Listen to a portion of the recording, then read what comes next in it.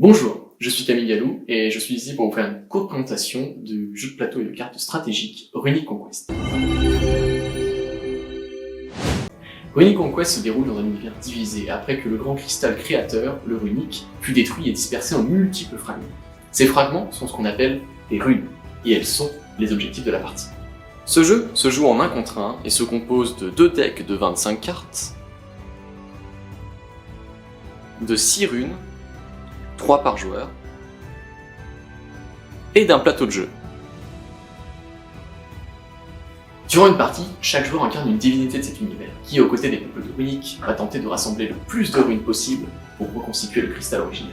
Les peuples de Runic se présentent sous la forme de cartes d'un même archétype, aussi appelé deck.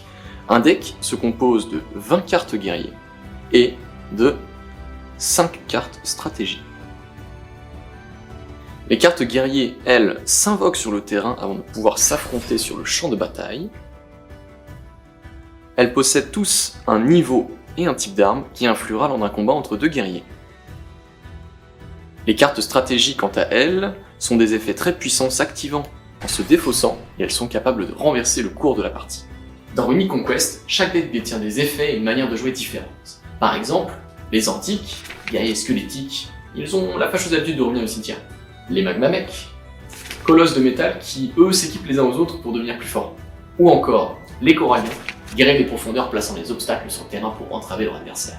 Mais, maintenant parlons plus précisément du plateau. Celui-ci se divise en plusieurs zones. Nous avons d'abord les zones butin, forteresse, puis le champ de bataille au milieu, auxquelles s'ajoutent les zones deck, cimetière, exil et pillage.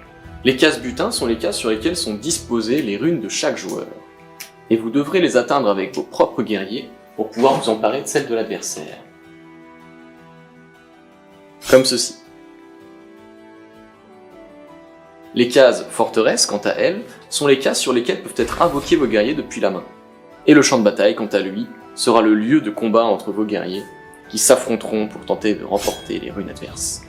Ensuite, sur les zones deck, seront placées les pioches de chaque joueur. Au cimetière sont envoyées les cartes détruites, défaussées ou sacrifiées. Et en exil, pour les cartes, elles, exilées. Et enfin, les runes volées, comme je l'ai montré juste à l'instant, sont placées dans la zone pillage.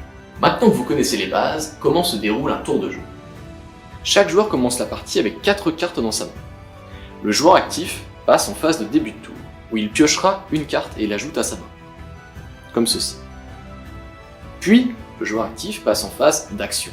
Il gagne alors 2 actions qu'il peut réaliser pour invoquer un guerrier, déplacer un guerrier qui était déjà invoqué sur le terrain, attaquer un autre guerrier présent sur le plateau, utiliser des effets de cartes, comme les cartes stratégie, ou piocher à nouveau une carte.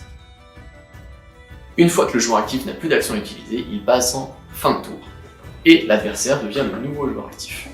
Si vous souhaitez en apprendre plus sur le jeu, vous retrouverez dans la description le lien de la toute première vidéo de playtest d'un affrontement entre le deck antique et le deck magmamek.